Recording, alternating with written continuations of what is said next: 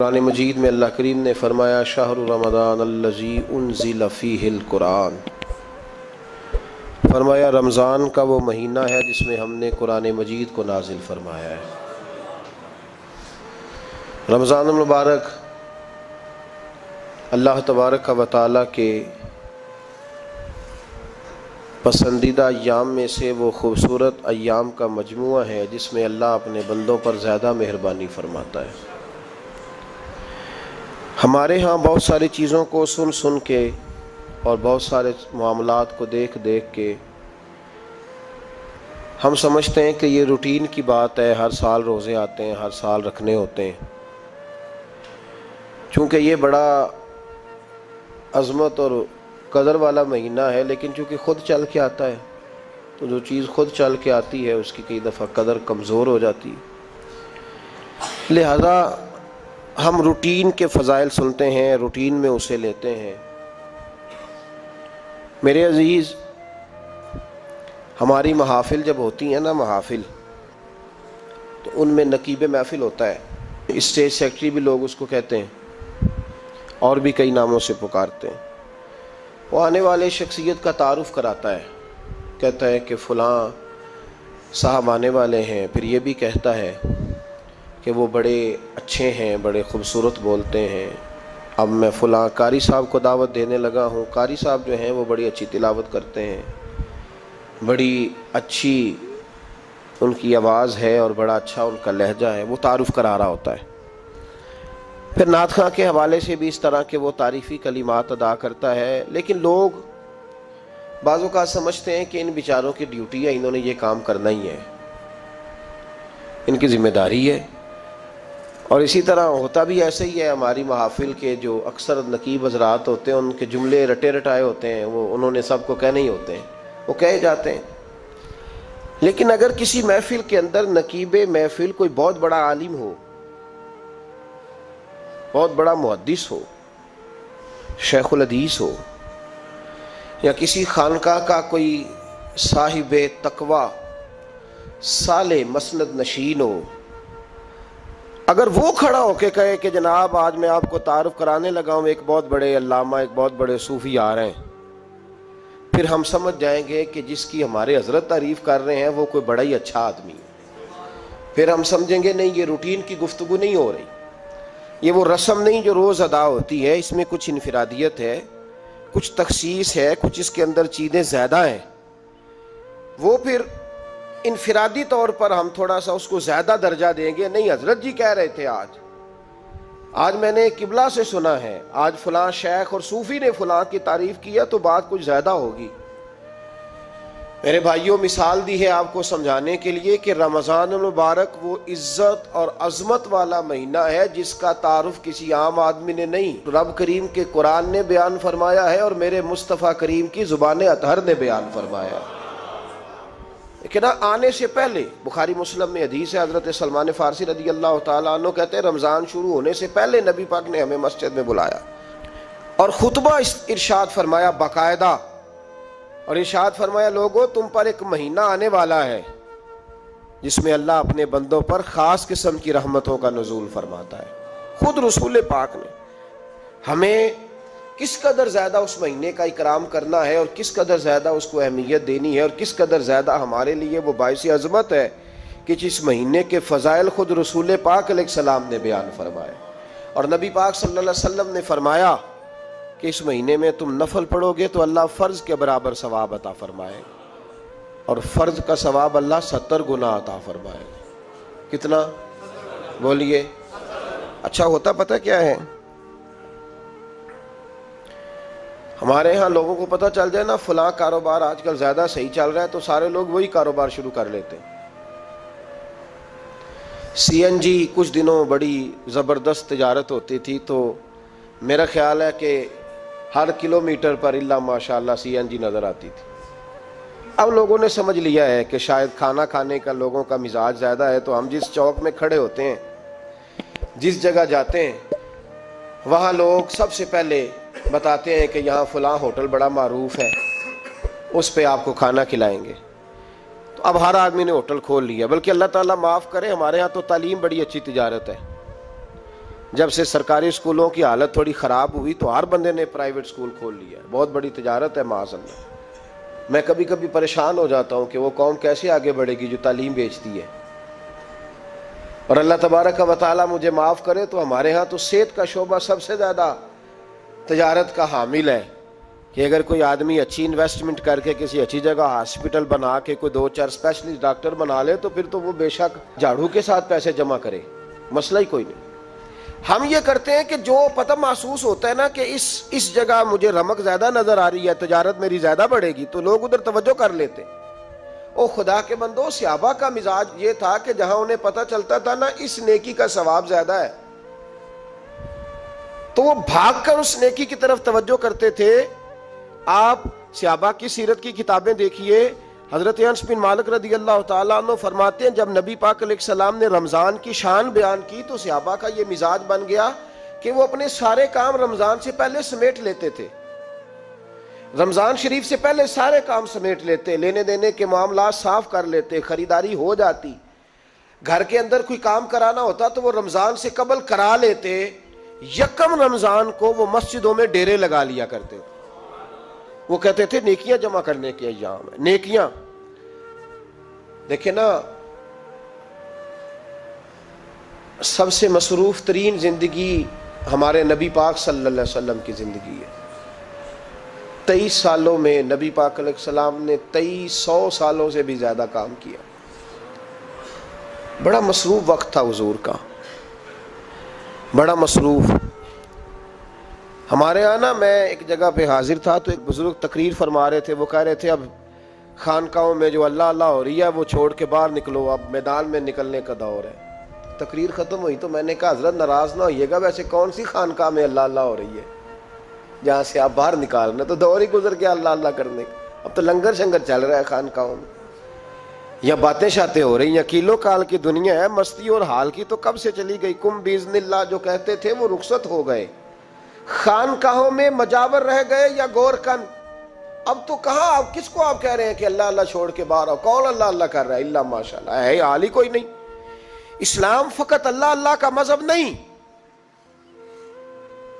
نبی پاک صلی اللہ علیہ وسلم نے کہا لا رہبانیت فی الاسلام, میرے اسلام میں رہبانیت کا کوئی حصہ نہیں. ایک آدمی جا کے صرف مسجد میں بیٹھ جائے, حقوق سارے چھوڑ دے, بال بچوں کو بھول جائے, اسلام اس کی حوصلہ افزائی نہیں کرتا, حوصلہ شکنی کرتا ہے. وہ والی صوفی کا درس حضور نے نہیں دیا کہ مسجد میں بیٹھو اور بس مسجد میں بیٹھو, خانقاہ میں بیٹھو, بلکہ نبی پاک صلی اللہ علیہ وسلم ہمیں بدر میں بھی نظر آتے. حضور خود جنگ کا لباس پہن کر ہمیں احد میں دکھائی دیتے. نبی پاک صلی اللہ تعالی وسلم ہمیں خندق کے موقع پر ہاتھ میں کدال پکڑ کر نبی پاک علیہ السلام ہمیں کھدائی کرتے ہوئے نظر آتے. مسجد نبی تعمیر ہو رہی ہے تو حضور ہمیں خود اینٹیں اٹھاتے ہوئے دکھائی دیتے. سارے کام حضور نے کیے ہیں. لیکن میرے بھائی یہ یاد رکھو, اگر بدر میں جانا میرے نبی کی سنت ہے تو غار حرا میں چپ کر کے بیٹھ کے اللہ اللہ کرنا یہ بھی میرے نبی کی سنت ہے صلی اللہ تعالی علیہ وسلم. اگر احد میں, خندق میں, حنین میں, میدان میں رہنا حضور کا طریقہ ہے تو غار ثور میں 3 دن اللہ اللہ کرنا بھی نبی پاک کا ہی طریقہ ہے. اگر سارا دن تبلیغ کرنا حضور کا طریقہ مبارکہ ہے تو ساری رات مصلی پہ کھڑے رہنا. اور صحیح مسلم میں حضرت عائشہ فرماتی ہے کہ قدموں پہ ورم آ جانا یہ بھی تو میرے نبی کا طریقہ ہے نا. تو میرے بھائی اس کو کون اپنائے گا؟ مصروف ترین زندگی نبی پاک کی, اس کے باوجود اللہ کے رسول ہر سال 10 دن کا اعتکاف کرتے تھے. ہر سال. ایک سال جہاد پہ گئے تھے, اعتکاف نہیں ہو سکا. اگلے سال میرے نبی پاک نے 20 دنوں کا اعتکاف فرمایا, پچھلے 10 دن کا. میں نے ایک بزرگ کی تعریف کی, ایک اپنے بڑے پیارے میرے محبت والے دوست ہیں, ان کے سامنے میں نے کہا یار یہ بندہ بڑا 4 سال اعتکاف کرتا ہے. تو انہوں نے ترجمہ کر دیا میری بات کا, تھوڑی سی تشریح کر دی. کہنے لگے ماشاءاللہ فارغ ہو گئے, اب بچوں کی شادی ہو گئی, اب فارغ ہیں. تو میں نے کہا کہ آپ یہ کہنا چاہتے ہیں کہ جو فارغ ہوتا ہے وہ اعتکاف کرتا ہے؟ آپ یہ کہنا چاہ رہے ہیں؟ چونکہ میرا پیار تھا تو میں نے کہا ان سے کہ جو کوہ طور پہاڑ آپ نے سر پہ رکھا ہوا ہے آپ بھی ذرا اتار کے پھینکیں, دیکھوں تو صحیح کہ آپ کون سا مار کا فتح کر رہے ہیں. کس طرح کا ہمارا رویہ ہے, کس طرح کی ہماری سوچ. اگر کوئی شخص خیر کا کام کر رہا ہے تو بجائے اس کی حوصلہ، کہتے ہیں اب فارغ ہے، بچوں کی شادی ہو گئی، بچے کام کاج کرتے ہیں اس لیے بیٹھتے ہیں. تو میں نے کہا آپ نے جو پہاڑ اٹھایا وہ بھی ذرا دکھائیں. روٹی آپ بچوں کو دیتے ہیں کہ اللہ دیتا ہے؟ ان کی پرورش کی ذمہ داری آپ کی ہے یا رب کریم کی ہے؟ تو 2 گھڑیاں محنت کرنے کا مطلب یہ ہے کہ تم نے پہاڑ اٹھایا ہوا ہے سر پہ. تو اس طرح کے فلسفہ ہم بیان کرتے ہیں. افسوس یہ ہوتا ہے کہ رمضان المبارک اس میں بھی وہی سیاستیں، وہی خوش گپیاں. میں تو دعا مانگتا رہتا ہوں کہ اللہ روزوں میں کوئی الیکشن نہ آئے. آپ بھی آمین کہہ دیں. ورنہ وہی مصیبتیں، وہی جھوٹ سچ، وہی دروازوں پہ وہی. خدا کا واسطہ بس کر دو، رمضان شریف ہے، ٹھہر جاؤ ذرا. کیا ہو گیا ہے؟ میرے نبی پاک صلی اللہ علیہ وسلم نے فرمایا 11 مہینے جنت سجائی جاتی ہے اور پھر رمضان میں اللہ اپنے بندوں کے لیے جنت کے دروازے کھول دیتا ہے. 1 گھنٹہ پہلے صفائی کرتے ہیں مہمان نے آنا ہو تو 1 گھنٹہ، ورنہ بچے دوبارہ سے پھر چیزیں بکھیر دیں گے. 1 گھنٹہ پہلے صفائی ہوتی ہے، لمبی نہیں. لیکن میرے نبی پاک نے فرمایا رمضان کے لیے رب کریم 11 مہینے جنت کو سجاتا ہے. چھوٹی بات ہے، روزے آ گئے، معمولی حیثیت ہے. ہم لوگ انہی معاملات میں، میں منع کرتا ہوں، ہمیشہ منع کرتا ہوں، آپ کو ہر سال منع کرتا ہوں. میں پابندی سے 1-2 اخبار ڈیلی دیکھتا ہوں. میرا ناشتہ نہیں ہوتا جب تک اخبار نہ ہو، چونکہ بزرگوں کا فتویٰ ہے جمعے کا خطبہ وہ دے جو عالمی حالات سے باخبر ہو. ہم کوئی رسمی تقریر نہیں کرتے کہ لوگوں کو کہیں کہ روزے آ گئے تو کون سا مہینہ چل رہا ہے تو مہینے کے حساب سے خطاب ہو. رسول اللہ صلی اللہ تعالی علیہ وسلم کی امت کے جو ذمہ دار اور پہرے دار ہوتے ہیں انہیں امت کی پہرے داری کرنی ہوتی ہے. اس لیے وہ یہ نہیں دیکھیں گے کہ کون سا موضوع چل رہا ہے اس پر میں نے 1 گھنٹہ گزارنا ہے. ترجیحات پر بات ہوگی. بات یہ عرض کر رہا تھا کہ میں رمضان شریف میں اخبار نہیں دیکھتا. میری اپیل ہے آپ سے کہ آپ رمضان شریف میں نہ رمضان ٹرانسمیشن بھی نہ دیکھیں، ٹی وی پہ خبریں بھی نہ سنیں. سارا سال سنیے خبریں. ہماری خبریں سننے سے ملک میں کیا انقلاب آ گیا ہے. یا وہ جو ہم نے چوک میں کھڑے ہو کے تجزیہ کیا تھا اس سے کتنے لوگ سنور گئے. چھوڑیں، جتنا وقت ملے وہ آ کے مسجد میں بیٹھیں، اللہ کے گھر میں وقت گزاریں، ٹائم دیں. عبادت آپ کو زندہ کرے گی، روحانیت پیدا کرے گی، توانائی آئے گی، خوبصورتی آئے گی آپ کے اندر، آپ زندہ رہیں گے. دنیا داری دلوں کو مردہ کرتی ہے. قرآن کی تلاوت، اللہ کا ذکر، مسجد کی حاضری روح اور دل کو زندہ کر دیا کرتا ہے. مسجد میں بیٹھیں، وقت دیں، مہربانی کریں. اور یہ بھی آج میں بڑی ذمہ داری سے عرض کر رہا ہوں، اگر آپ کبھی زندگی میں مجھے بھی دیکھیں نا ٹی وی میں کسی عورت کے ساتھ میں کسی پروگرام پہ بیٹھا ہوں تو آپ بالکل لحاظ نہ کریں. آپ بالکل وہ چینل بند کر دیں. ہمیں ضرورت ہی نہیں. میرے لیے کوئی مفتی دلیل نہیں ہے کہ عورت کے ساتھ بیٹھا ہے پروگرام میں. میں نے تو وہ والا قرآن پڑھا جس میں اللہ کریم نے کہا عورتیں آ جائیں تو مرد نظریں نیچی کر لیں. ہم نے تو وہ والا قرآن پڑھا جس میں حکم ہے کہ مرد آئے تو عورت اپنی نظر نیچی کر لے. تو جہاں علامہ صاحب کے سامنے لڑکی بیٹھی ہے ٹی وی میں انٹرویو لے رہی ہے وہاں نظریں نیچی ہوتی ہیں؟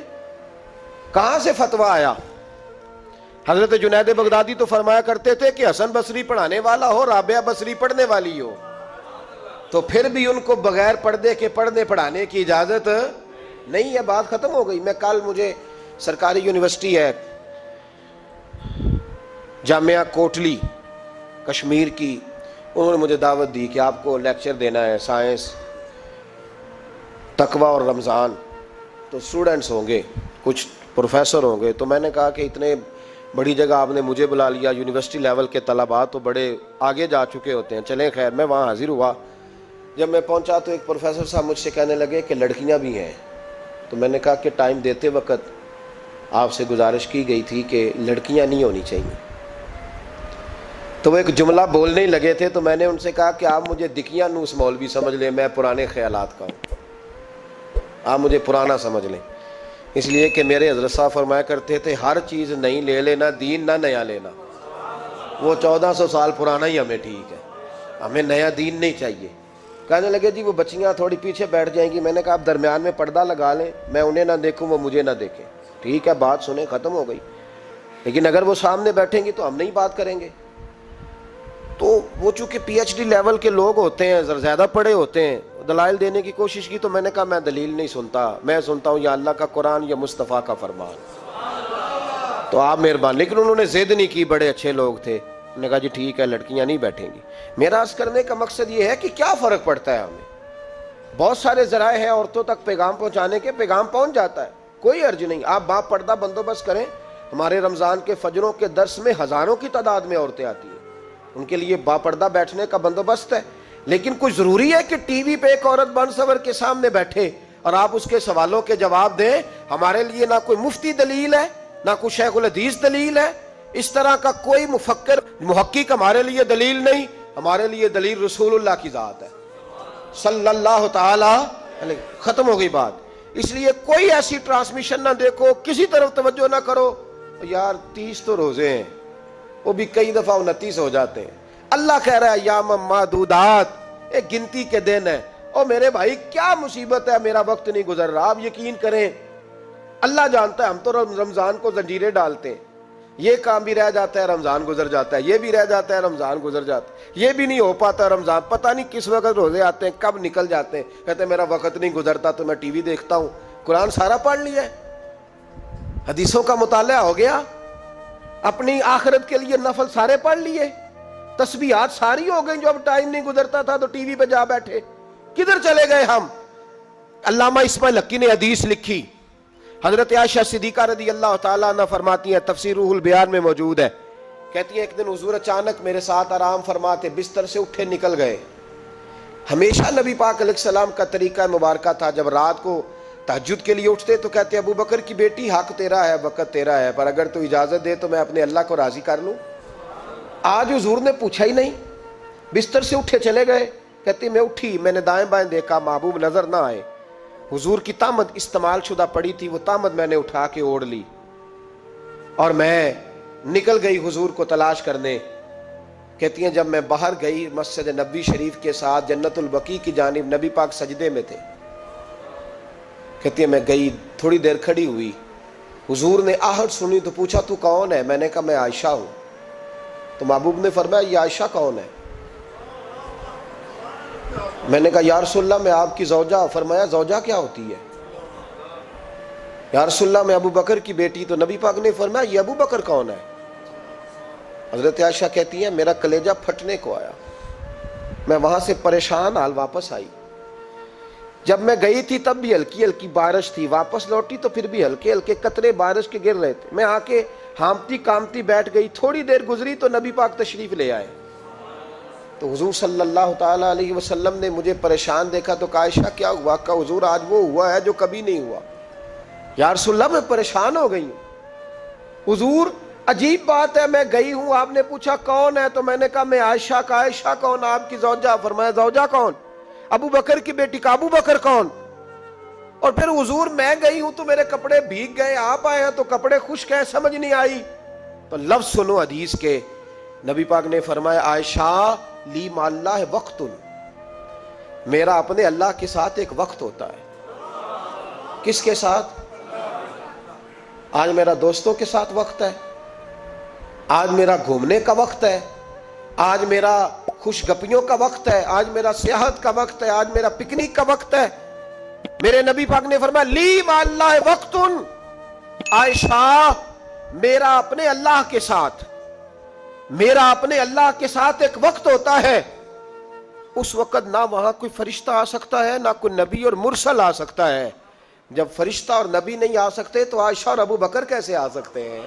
تو کہا یا رسول اللہ پھر وہاں ہوتا کون ہے؟ تو حضور فرمانے لگے ایک میں ہوتا ہوں, دوسرا میرا رب ہوتا ہے, تیسرا کوئی موجود نہیں ہوتا. امت کو درس دیا ایک وقت 24 گھنٹوں میں ایسا لایا کر جس میں تو اپنے رب کو دکھڑے سنائے, جس میں تو دعائیں مانگے, جس میں تو عرض و نیاز کرے, جس میں تو اپنے گناہوں کی معافی چاہے. اعلیٰ حضرت کے والد گرامی سے کسی نے پوچھا, مولانا نقی علی خان صاحب سے, کہ حضرت جی فرعون 500 سال ہی حکومت کر گیا, 500 سال ہی حکومت کر گیا, اللہ کا مقابلہ کرنے والا پکا کافر بے ایمان. تو آپ فرمانے لگے ملا رومی کی وہ کتاب پڑھو مثنوی, جس میں انہوں نے لکھا ہے کہ جب ساری دنیا سو جاتی تھی تو فرعون اٹھ کے مصلے پہ بیٹھتا تھا, کہتا تھا یا اللہ معاف کر دے, رب تو ہی ہے, گناہگار بڑا ہوں پر مہربانی کر. روز معافیاں مانگتا تھا تو رب کریم کی قدرت نے مہلت دی کہ روز توبہ کرتا ہے, چلو ایک دن سچی بھی کاری جائے تو اچھا ہے. اللہ نے مہلت دی. اور میرے بھائی اگر تو روز رات مصلی پہ بیٹھے تو تجھے مہلت ملے، عذاب نہ آئے. اگر تو اپنے رب کے ساتھ تنہائی کرے تو اللہ تجھے مہلت دے، سزا نہ دے. لیکن ہم یہ وقت نکالتے ہی نہیں. اللہ کے ساتھ میت کا ہمارا مزاج ہی نہیں. ترمذی شریف میں نبی پاک علیہ السلام نے فرمایا ہے دنیا داروں کو دکھڑے نہ سنایا کر، مالداروں کے سامنے رونے نہ رویا کر. یہ تجھے کیا دے سکتے ہیں؟ تو اٹھ کے جائے گا تو کہیں گے محنت کرتا نہیں، روز مانگنے آ جاتا ہے. دنیا داروں کو دکھڑے نہ سنا، اور میں دکھ سنا تو اپنے رب کو سنا، اللہ والوں کو سنا، اللہ کے نبی کو سنا. اس سے مراد یہ سارے کہا دکھڑے اپنے رب کو سنا. اگر تو اپنے رب کو دکھڑے سنائے گا تو تھوڑی دیر ضرور ہوگی، لیکن ایک دن ایسا ضرور آئے گا. میرے مصطفیٰ کریم فرماتے ہیں رب تجھے دنیا سے بے نیاز کر کے مالا مال فرما دے گا.